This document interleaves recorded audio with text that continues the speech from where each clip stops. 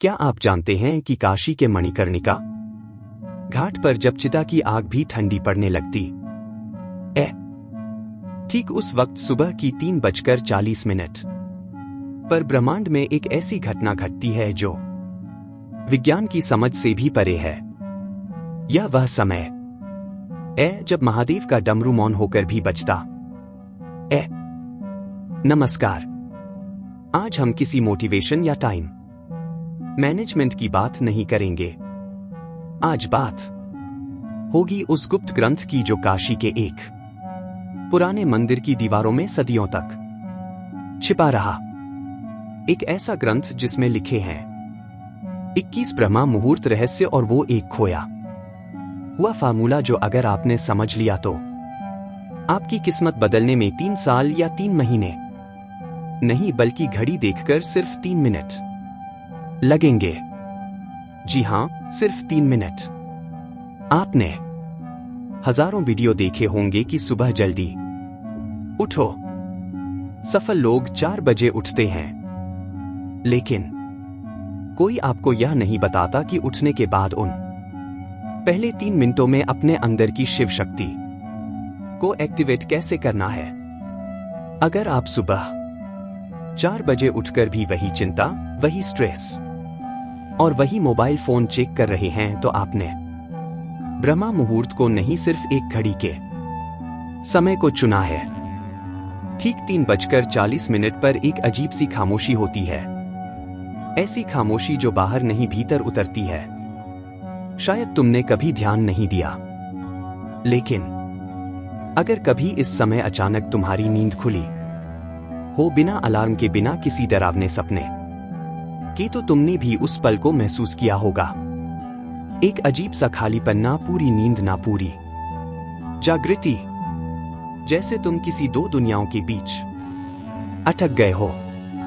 ज्यादातर लोग इस पल को पलटकर सो जाने की गलती कर देते हैं और यहीं से उनकी किस्मत वही रह जाती है जैसी हमेशा थी।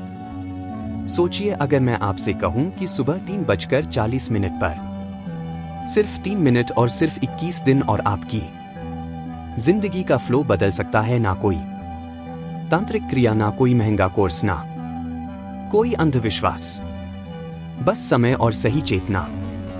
ज्यादा लोग पूरी जिंदगी मेहनत करते रहते लेकिन उन्हें कभी नहीं पता चलता कि समय के कुछ पल ऐसे होते हैं जब ब्रह्मांड खुद सुन रहा होता है। और उन्हीं पलों में काशी के प्राचीन ग्रंथों में एक ऐसा रहस्य छुपा है जिसे आज तक आम इंसान से दूर रखा गया। इस वीडियो के अंत तक आप सिर्फ सुनेंगे नहीं, आप समझेंगे और अगर चाहे तो खुद अनुभव भी कर सकते हैं। ब्रह्मा मुहूर्त गलत समझा गया सत्य। अक्सर लोग सोचते हैं कि ब्रह्मा मुहूर्त का मतलब है सुबह 4 बजे उठना, लेकिन सत्य यह है, ब्रह्मा मुहूर्त उठने का समय नहीं, चेतना के जागने का समय है। प्राचीन भारतीय ग्रंथों के अनुसार यह वो पल होता है जब समय, मन और ऊर्जा एक सीधी रेखा में आ जाते हैं। आज के युग में हम इसे कॉस्मिक अलाइनमेंट कहेंगे और इसी अलाइनमेंट का सबसे शक्तिशाली बिंदु होता है सुबह 3:40 से 3:43। सिर्फ 3 मिनट। काशी का रहस्य, काशी जहां मृत्यु भी मोक्ष बन जाती है। कहा जाता है कि मणिकर्णिका घाट पर जो आग कभी नहीं बुझती, उसके नीचे भी समय का एक रहस्य छुपा नागा साधुओं और ऋषियों के अनुसार काशी सिर्फ एक शहर नहीं, यह एक जीवित यंत्र है। और इस यंत्र का सबसे शक्तिशाली एक्टिवेशन होता है ब्रह्मा मुहूर्त के 3 मिनट। इसीलिए कई साधक ना पूरी रात सोते हैं, ना पूरी रात जागते हैं। वह सिर्फ इंतजार करते हैं 3:40 का। साइंस क्या कहती है? अब आप सोच रहे होंगे यह सब तो धार्मिक बातें हुई, लेकिन साइंस भी कुछ और ही कह रही है। इस समय पर ह्यूमन ब्रेन सबसे ज्यादा थीटा और गामा स्टेट में होता है। यह वही स्टेट है जहां सबकॉन्शियस माइंड सबसे ज्यादा रिसेप्टिव होता है। इस वक्त पीनियल ग्लैंड मैक्सिमम सेंसिटिविटी में होती है और पीनियल ग्लैंड ही हमारे सपनों, इंट्यूशन और डीप क्लैरिटी का केंद्र है। इसीलिए एंशिएंट योगी इसे कहते थे थर्ड आई का द्वार। 3 मिनट एंशिएंट शिवा फार्मूला। अब आते हैं उस फार्मूला पर जिसके लिए आप यहां आए हो। इसे कोई मंत्र नहीं कहूंगा, इसे कोई रिचुअल भी नहीं, इसे सिर्फ एक टेक्निक समझिए। स्टेप 1 शरीर की स्थिति। 3:40 बजे उठकर सीधा जमीन पर या बेड पर सीधा बैठ जाइए। रीढ़ की हड्डी सीधी, आंखें बंद, मोबाइल बिल्कुल दूर, अंधेरा या हल्की रोशनी, सिर्फ आप और आपका श्वास। स्टेप 2 60 सेकंड श्वास संकेत। 60 सेकंड तक गहरा श्वास अंदर और धीरे बाहर। श्वास को कंट्रोल नहीं करना, सिर्फ महसूस करना है। हर सांस के साथ यह महसूस करिए कि आप किसी चीज को याद नहीं कर रहे बल्कि याद आ रहे हो। स्टेप 3 60 सेकंड शिव तत्व बोध। अब मन में कोई शब्द मत बोलिए, बस अपने मन के बीच में एक शांत बिंदु देखिए। ना शिव का रूप ना मूर्ति, सिर्फ शून्यता। शिव का अर्थ ही है जो कुछ भी नहीं है लेकिन सब कुछ वहीं से निकलता है।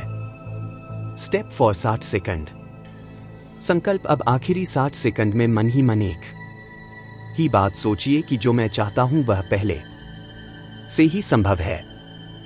ना रिजल्ट इमेजिन करिए, ना चीजों को सोचिए, बस संभावना को महसूस करिए। 21 दिन का खेल। अब यहां सबसे जरूरी बात, इसका असर पहले दिन नहीं दिखाई देगा, दूसरे दिन भी शायद नहीं, लेकिन 7 दिन बाद आप अपने रिएक्शन बदलते हुए महसूस करेंगे। 14 दिन बाद लोग आपसे अलग तरह से बात करने लगेंगे और 21 दिन बाद आप कहेंगे कि मैं वही हूं लेकिन कुछ तो बदल गया है, क्योंकि बदला होगा आपका subconscious pattern. Law of attraction का असली सत्य। लॉ ऑफ अट्रैक्शन मांगने का नियम नहीं है, यह बनने का नियम है। और ब्रह्मा मुहूर्त के 3 मिनट आपको वह बनने का मौका देते हैं जो बाकी दिन नहीं देता। इस समय पर आप जो महसूस करते हो, ब्रह्मांड उसे सच मान लेता है। एक चीज जो ना करें, इस प्रोसेस को टेस्ट मत करिए। यह कहकर मत बैठिए कि देखते हैं क्या होता है। शिवा को टेस्ट नहीं किया जाता, शिवा को समर्पण किया जाता है। बस 21 दिन बिना एक्सपेक्टेशन के। प्रैक्टिकल मैसेज आज का। इंसान बाहर सब कुछ कंट्रोल करना चाहता है, लेकिन प्राचीन ज्ञान कहता है कि जब तुम अंदर से ही हो जाते हो, बाहर अपने आप सही होने लगता है। यह 3 मिनट आपकी जिंदगी में पहला कदम हो सकते हैं। अगर आपने इस वीडियो को यहां तक देखा है तो शायद यह वीडियो आपके लिए ही थी। कल सुबह 3:40 बजे अलार्म लगाइए, सिर्फ 3 मिनट और कमेंट में लिखिए शिवा रेडी। 21 दिन बाद वापस आकर बताना क्या बदला, क्योंकि कुछ रहस्य सिर्फ बताए नहीं जाते, अनुभव किए जाते हैं। हर हर महादेव। लेकिन अगर मैं तुमसे कहूं कि यही वो समय है जब तुम्हारी जिंदगी की दिशा बिना मेहनत, बिना संघर्ष, बिना भागदौड़ बस शिफ्ट हो सकती है। मैं कोई मोटिवेशनल लाइन नहीं बोल रहा और ना ही कोई चमत्कार बेच रहा हूं। मैं बस वह बात बता रहा हूं जो मुझे बहुत देर से समझ आई, और सच कहूं काश किसी ने यह मुझे पहले बताया होता। देखो, दिन भर हमारा दिमाग एक ही तरह से चलता रहता है। वही सोच, वही डर, वही आदतें।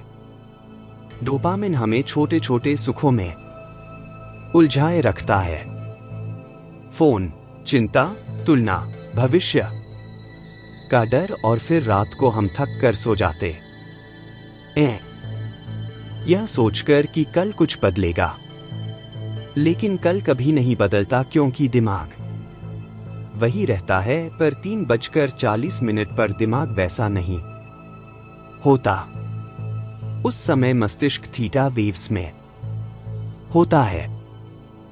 वही अवस्था जिसमें बच्चे सीखते हैं, वही अवस्था जिसमें गहरी यादें बनती हैं, और वही अवस्था जिसमें सबकॉन्शियस खुले दरवाजे की तरह होता है।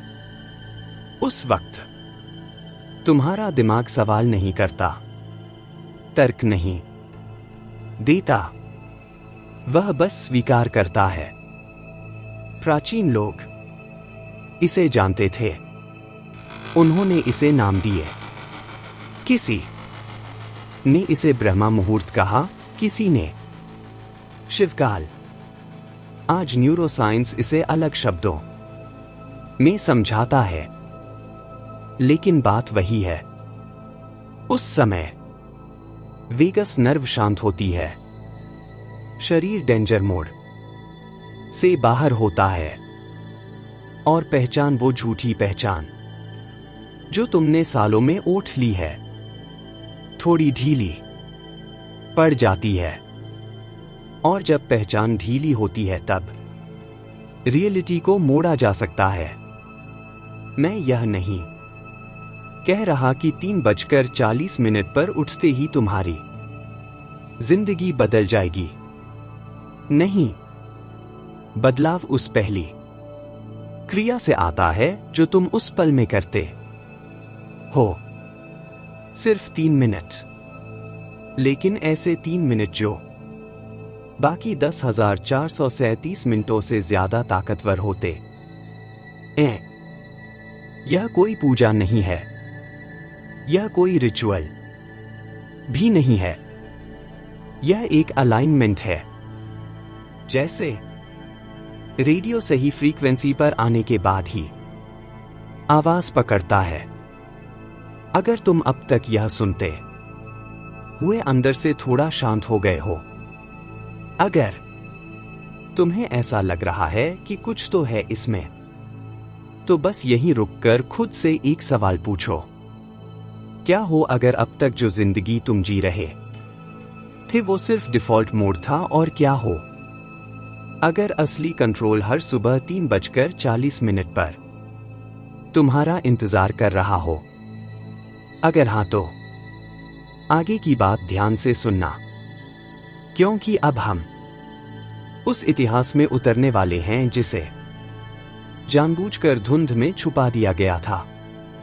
ठीक यहीं से कहानी थोड़ा गहरी हो जाती है, क्योंकि जो मैं अब बताने जा रहा हूं वह सिर्फ पुराना इतिहास नहीं है, बल्कि जानबूझकर दबाया गया इतिहास है।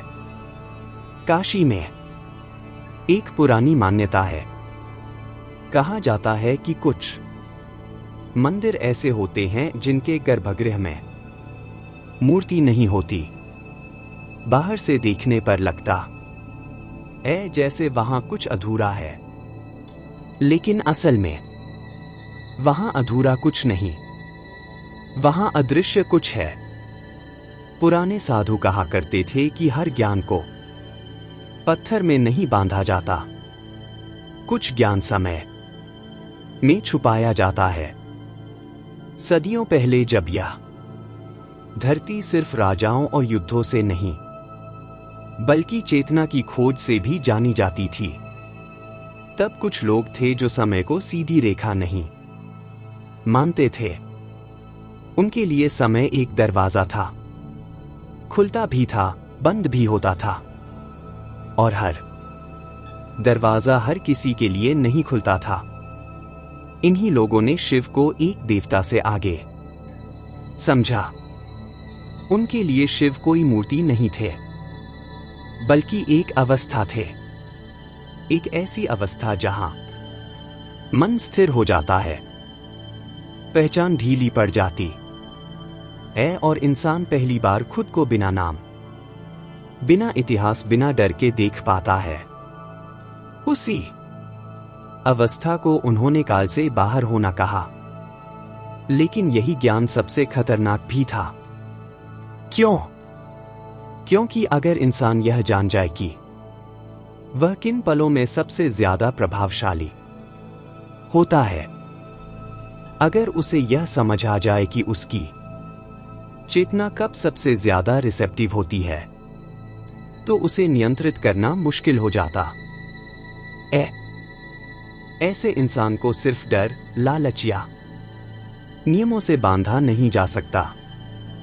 यही वजह थी कि जैसे जैसे सभ्यताएं बदली, जैसे जैसे सत्ता का स्वरूप बदला, वैसे वैसे इस ज्ञान को प्रतीक बना दिया गया। जो कभी अभ्यास था वह पूजा बन गया, जो कभी विज्ञान था वह आस्था कहलाने लगा, और जो कभी रोजमर्रा की क्रिया थी वह केवल साधुओं के लिए घोषित कर दी गई। पुराने ग्रंथों में सीधे सीधे नहीं लिखा गया कि सुबह के कुछ मिनट सबसे शक्तिशाली क्यों होते हैं। वहां इशारों में लिखा गया, कहा गया कि शिव का डमरू उस समय भी बजता है जब कोई उसे सुन नहीं पाता। कहा गया कि श्मशान की राख में ही जीवन का रहस्य छुपा है। यह सब प्रतीक थे। सीधे शब्दों में बात करना उस समय भी सुरक्षित नहीं था। धीरे धीरे यह ज्ञान गुफाओं तक सिमट गया, फिर दीवारों के भीतर, फिर सिर्फ कुछ खास परंपराओं में, और अंत में सिर्फ कहानियों में। और कहानी का सबसे चालाक हिस्सा यह था कि लोगों को यह यकीन दिला दिया गया कि यह सब बहुत कठिन है, बहुत त्याग मांगता है, बहुत वर्षों की साधना चाहिए, ताकि सामान्य इंसान कोशिश ही ना करे, ताकि वह सुबह उठकर वही करे जो हमेशा करता आया है।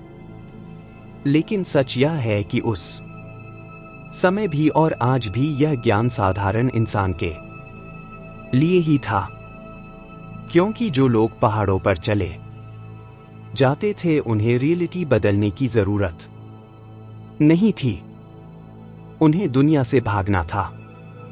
असली जरूरत तो उसे थी जो इसी दुनिया में रहकर, इसी शरीर में, इसी दिमाग के साथ कुछ और बनना चाहता था। और यही वजह है कि यह सूत्र कभी किताबों में खुलकर नहीं आया, क्योंकि किताबें पढ़ी जाती हैं, लेकिन यह सूत्र जिया जाता है। आज हम इसे अलग नामों से समझने लगे हैं। Neuroscience, subconscious programming, neural plasticity. लेकिन हजारों साल पहले इसे बस इतना कहा गया था, जब बाकी दुनिया सो रही हो तब जो जागा वह सिर्फ जागा नहीं, उसने दिशा बदल ली। अब सवाल यह नहीं है कि यह ज्ञान सच है या नहीं, सवाल यह है कि अगर यह सच हो तो इसे सबसे पहले क्यों छुपाया गया। और यही सवाल हमें अगले हिस्से में ले जाएगा, जहां कहानी आस्था से निकलकर सीधे शरीर और दिमाग के भीतर उतरने वाली है। अब यहां से कहानी जमीन पर उतरती है, क्योंकि अगर यह सब सिर्फ कथा होती तो तुम्हारे भीतर जो हलचल हो रही है वह नहीं होती। कुछ तो है जो शरीर पहचान रहा है दिमाग से पहले। देखो, हमारा दिमाग दिन में ज्यादातर समय एक ही मोड में रहता है। सोचने का मोड, बचाव का मोड, तुलना करने का मोड़। यही वह और यही वजह है कि यह सूत्र कभी किताबों में खुलकर नहीं आया, क्योंकि किताबें पढ़ी जाती हैं लेकिन यह सूत्र जिया जाता है। आज हम इसे अलग नामों से समझने लगे हैं। Neuroscience, subconscious programming, neural plasticity. लेकिन हजारों साल पहले इसे बस इतना कहा गया था। जब बाकी दुनिया सो रही हो तब जो जागा वह सिर्फ जागा नहीं, उसने दिशा बदल ली। अब सवाल यह नहीं है कि यह ज्ञान सच है या नहीं। सवाल यह है कि अगर यह सच हो तो इसे सबसे पहले क्यों छुपाया गया। और यही सवाल हमें अगले हिस्से में ले जाएगा, जहां कहानी आस्था से निकलकर सीधे शरीर और दिमाग के भीतर उतरने वाली है। अब यहां से कहानी जमीन पर उतरती है, क्योंकि अगर यह सब सिर्फ कथा होती तो तुम्हारे भीतर जो हलचल हो रही है वह नहीं होती। कुछ तो है जो शरीर पहचान रहा है दिमाग से पहले। देखो, हमारा दिमाग दिन में ज्यादातर समय एक ही मोड में रहता है। सोचने का मोड, बचाव का मोड, तुलना करने का मोड। यही वह अवस्था है जिसे विज्ञान बीटा स्टेट कहता है। इसमें दिमाग तेज होता है लेकिन खुला नहीं होता। इसमें तुम काम तो कर सकते हो पर खुद को बदल नहीं सकते।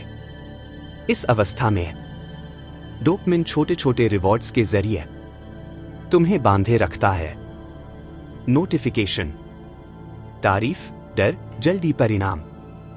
यही वजह है कि हम जानते हुए भी वही करते रहते हैं जो हमें नुकसान पहुंचाता है। लेकिन रात जैसे जैसे गहरी होती है, शरीर धीरे धीरे एक और भाषा बोलने लगता है। सांसें धीमी होती है, दिल की धड़कन बदलती है। वेगस नर्व जो शरीर को यह बताती है कि अब सुरक्षित हो, एक्टिव होने लगती है। और फिर आता है वह पल जब दिमाग थीटा वेव में उतरता है। थटा कोई रहस्यमय शब्द नहीं है, यह वही अवस्था है जिसमें छोटे बच्चे सीखते हैं बिना सवाल किए। यह वही अवस्था है जिसमें गहरी यादें बनती हैं और वही अवस्था है जिसमें ट्रॉमा भी बैठता है। मतलब साफ है, यह अवस्था प्रोग्रामिंग की है। फर्क सिर्फ इतना है कि अब तक ज्यादातर प्रोग्रामिंग अनजाने में हुई है।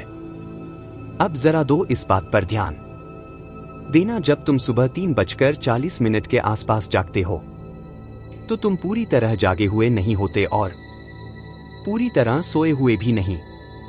यही वह सीमा रेखा है जहां दिमाग बाहरी दुनिया से ज्यादा अंदर की दुनिया सुनता है। न्यूरो साइंस इसे हिप्नोनागॉर्जिक स्टेट कहती है। प्राचीन लोग इसे बस द्वार कहते थे। इस अवस्था में दिमाग 3940 के आसपास जागता है। आलोचना नहीं करता, वह यह नहीं पूछता कि यह संभव है या नहीं। वह बस यह देखता है कि यह कैसा महसूस होता है, और दिमाग के लिए महसूस करना ही सच होता है। इसी वजह से सपने हमें असली लगते हैं। इसी वजह से डरते हुए हम पसीने में जाग जाते हैं जबकि कुछ हुआ नहीं होता। अब समझो असली खेल क्या है। रियलिटी पहले बाहर नहीं बनती, वो पहले दिमाग में बनती है। लेकिन चेतन दिमाग बहुत कमजोर होता है। तुम दिन में 1000 बार खुद से कह सकते हो कि मैं बदल जाऊंगा, लेकिन अगर सबकॉन्शियस उसी पुराने डर में अटका है तो कुछ नहीं बदलता। थीटा स्टेट वही जगह है जहां सबकॉन्शियस सुनता है। इस समय शरीर भी अलग तरह से प्रतिक्रिया करता है। कॉर्टिसोल जो स्ट्रेस हार्मोन है कम होता है। पैरासिनेथेटिक नर्वस सिस्टम सक्रिय होता है, मतलब शरीर फाइट ऑनर फ्लाइट से बाहर होता है। यही वह स्थिति है जिसमें सेल्स रिपेयर करते हैं और दिमाग नई वायरिंग स्वीकार करता है। इसे ही न्यूरोप्लास्टिसिटी कहते हैं। अब इसे शिव के प्रतीक से जोड़ो। शिव को हमेशा शांत दिखाया गया है, ध्यान में ना, युद्ध में ना, भागदौड़ में, क्योंकि परिवर्तन शोर में नहीं होता। परिवर्तन उस शांति में होता है जहां पहचान थोड़ी ढीली हो जाती है, जब तुम अपने नाम, अपने रोल, अपने डर से थोड़ी देर के लिए बाहर आ जाते हो। 3:40 पर जब तुम जागते हो तो तुम्हारा दिमाग वही मौका देता है, लेकिन ज्यादातर लोग उस मौके को फोन उठाकर, घड़ी देखकर या पुराने विचारों में कूद कर बर्बाद कर देते हैं। जैसे कोई दरवाजा खुले और तुम उसे देखे बिना ही बंद कर दो। इसलिए यह समय महत्वपूर्ण नहीं है, इस समय तुम कैसे होते हो वह महत्वपूर्ण है। अगर इस अवस्था में तुम बेचैनी लाओगे तो दिमाग बेचैनी सीख लेगा। अगर डर लाओगे तो डर गहराएगा, और अगर शांति, स्पष्टता और संकल्प लाओगे तो वही बीज बन जाएगा। यही वजह है कि यह ज्ञान खतरनाक माना गया, क्योंकि यह किसी बाहरी शक्ति पर निर्भर नहीं करता। यह तुम्हारे अपने नर्वस सिस्टम, अपने ही दिमाग की बनावट का इस्तेमाल करता है। और सबसे अजीब बात यह है कि इसमें कुछ नया सीखना नहीं होता, बस उस पल में गलत चीज करना बंद करना होता है। अब तक तुम यह समझ चुके हो कि यह कोई आस्था की बात नहीं है, यह शरीर और दिमाग की टाइमिंग की बात है। जैसे ज्वार का समय होता है, वैसे ही चेतना का भी होता है। अगले हिस्से में मैं तुम्हें वही बताने जा रहा हूं जो सबसे ज्यादा छुपाया गया, वह असली विधि जिसे जानकर तुम्हें लगेगा इतना सरल और मैंने कभी ध्यान क्यों नहीं दिया। अब जो मैं बताने जा रहा हूं उसे सुनते समय दिमाग को जरा साइड में रख देना, क्योंकि यह हिस्सा समझने से ज्यादा महसूस करने का है। और यही वजह है कि इसे हमेशा शब्दों के बीच छुपा कर रखा गया। असल विधि बहुत छोटी है, इतनी छोटी कि लोग उसे गंभीरता से ही नहीं लेते। इंसान को लगता है कि जो चीज जीवन बदल दे वह कठिन होगी, लंबी होगी, थकाने वाली होगी। लेकिन सच अक्सर उल्टा होता है। जो सबसे गहरा परिवर्तन लाता है वह सबसे शांत होता है। जब उस सुबह तुम्हारी आंख खुले 3:40 के आसपास, तो पहला संघर्ष यही होता है। दिमाग तुरंत हरकत में आ जाता है। अभी क्यों जगा, सो लेता हूं, कल से करेंगे। यही पहली बाधा है। यह आलस्य नहीं है, यह पहचान का डर है, क्योंकि तुम्हारा पुराना सिस्टम जानता है कि अगर तुम इस पल में जाग गए तो उसका कंट्रोल ढीला पड़ जाएगा। इसलिए उस पल कुछ करना नहीं है, बस हटना है, हिलना नहीं है, उठना नहीं है। आंख भी पूरी तरह खोलने की जरूरत नहीं है, बस शरीर को वैसे ही पड़ा रहने दो और ध्यान को शरीर के भीतर उतरने दो, जैसे कोई दोस्त बिना बोले हालचाल ले रहा हो। सांस अपने आप चल रही होगी, तुम उसे बदलने की कोशिश मत करना। बस महसूस करना कि हवा अंदर कैसे आ रही है और बाहर कैसे जा रही है। इस समय दिमाग बहुत कुछ कहेगा, यह बेकार है, कुछ हो नहीं रहा। यह दूसरी बाधा है, दिमाग का पुराना पैटर्न जो परिणाम मांगता है। यहीं पर ज्यादातर लोग हार जाते हैं। लेकिन अगर तुम बस 2-3 सांसों तक टिक गए तो कुछ बदलता है, बहुत सूक्ष्म लेकिन गहरा। शरीर भारी लगने लगता है, जैसे गुरुत्वाकर्षण बढ़ गया हो। यही संकेत है कि तुम उस सीमा रेखा में हो जहां चेतन और अवचेतन मिलते हैं। अब यहां एक और बाधा आती है, डर बिना किसी वजह के। अचानक पुरानी यादें, चेहरे, अधूरी बातें। यह कोई नकारात्मक संकेत नहीं, यह सफाई है। दिमाग पुराने डाटा को बाहर ला रहा है। ज्यादातर लोग यहीं डरकर वापस सो जाते हैं या उठ जाते हैं। लेकिन अगर तुम सिर्फ देखने वाले बने रहो बिना जज किए, तो वह लहर अपने आप शांत हो जाती है। और जब वह शांत होती है तभी असली क्षण आता है। उस क्षण में तुम्हें कुछ मांगना नहीं है। यही सबसे मुश्किल हिस्सा है। इंसान आदत से मजबूर है। वह चाहता है, मांगता है, प्रार्थना करता है, लेकिन यहां चाहत ही रुकावट है। यहां सिर्फ इस स्थिति में जाना है।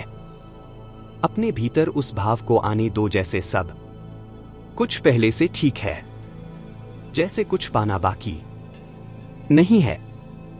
यह भाव शब्दों में नहीं आता, लेकिन शरीर इसे पहचान लेता है। सीने में हल्की गर्मी, चेहरे पर बिना वजह की शांति। यही वह क्षण है जहां दिमाग नई तस्वीर स्वीकार करता है। यही लोग गलती करते हैं। वे भविष्य की बड़ी बड़ी तस्वीरें लाने लगते हैं। पैसा, सफलता, लोग, लेकिन यह विधि बाहर की चीजों से शुरू नहीं होती। यह अंदर की पहचान से शुरू होती है। बस इतना अनुभव करो कि मैं सुरक्षित हूं, मैं पर्याप्त हूं, मैं दिशा में हूं।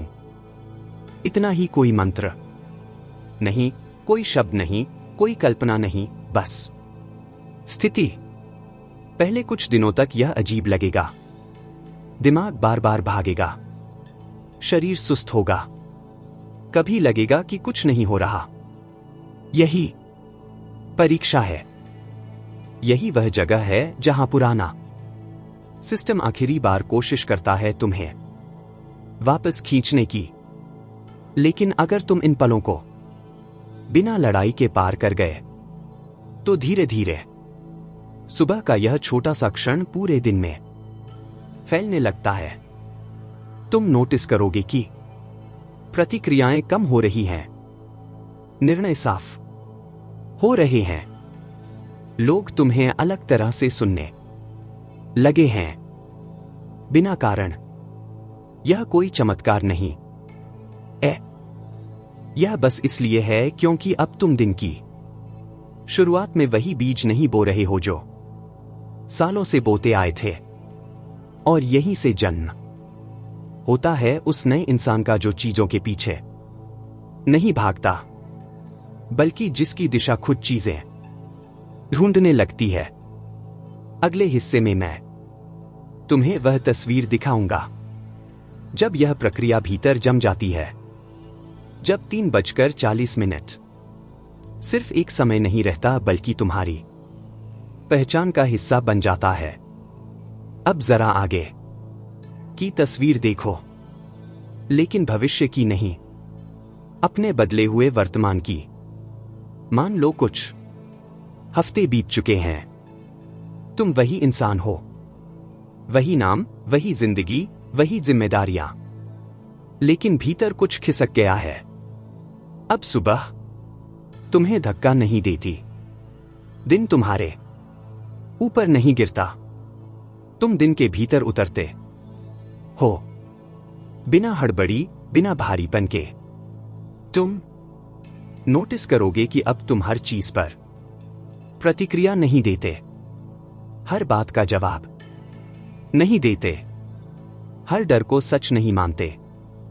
और यह इसलिए नहीं कि तुम उदासीन हो गए हो, बल्कि इसलिए कि अब तुम्हारे भीतर एक जगह बन गई है जहां से तुम चीजों को देखते हो, उनमें डूबते नहीं। यही नया जन्म है। कोई ढोल नहीं बजता, कोई घोषणा नहीं होती, बस भीतर एक स्थिरता बैठ जाती है, जैसे कोई कह रहा हो अब तुम संभाल सकते हो। तुम महसूस करोगे कि फैसले साफ हो रहे हैं, कुछ लोग अपने आप दूर हो रहे हैं, कुछ मौके अपने आप पास आ रहे हैं। यह जादू नहीं है, यह संयोग नहीं, यह बस इसलिए है क्योंकि अब तुम अंदर से बिखरे हुए नहीं हो। और जब इंसान भीतर से सीधा हो जाता है तो दुनिया को उसे मोड़ने की जरूरत नहीं पड़ती। दुनिया अपने आप प्रतिक्रिया देने लगती है। लेकिन यहां एक बात बहुत ईमानदारी से समझ लो, यह कोई 21 दिन का तमाशा नहीं है, यह कोई कर लिया हो गया वाली चीज नहीं है। यह एक रिश्ता है, अपने ही सिस्टम के साथ, अपने ही दिमाग और चेतना के साथ। अगर तुम इस शांति को हल्के में लोगे, अगर तुम सोचोगे कि अब पुरानी आदतें वापस आ सकती हैं, तो यह स्थिति धीरे धीरे रिसने लगेगी। इसलिए नहीं कि तुम कमजोर हो, बल्कि इसलिए कि शक्ति अनुशासन मांगती है, दबाव नहीं। 3:40 कोई चमत्कारी समय नहीं है। वह बस वह पल है जब तुम्हारा पुराना पैटर्न सबसे कमजोर होता है। और अगर तुम उस पल में रोज थोड़ा सा भी सही बैठ गए तो धीरे धीरे वही स्थिति तुम्हारा स्वभाव बन जाती है। मैं तुमसे कोई वादा नहीं करवा रहा, कोई चैलेंज नहीं दे रहा, कोई दावा नहीं भेज रहा, बस इतना जानना चाहता हूं, अगर यह सुनते हुए तुम्हें भीतर कहीं यह लगा हो कि हां कुछ तो है जो मुझसे बात कर रहा है, या शायद मैं अब तक गलत समय पर सही चीजें करता रहा, तो नीचे लिख देना। कोई औपचारिक कमेंट नहीं, बस एक वाक्य जो सच में तुम्हारे भीतर चल रहा है। हम बात करेंगे क्योंकि यह रास्ता अकेले नहीं चलता। और एक आखिरी बात याद रखना, तुम किसी व्यवस्था का छोटा सा हिस्सा नहीं हो, तुम खुद एक सिस्टम हो। हर सुबह 3:40 आती है। फर्क सिर्फ इतना है, कुछ लोग उस समय करवट बदलते हैं और कुछ लोग दिशा। अब चुनाव तुम्हारा है।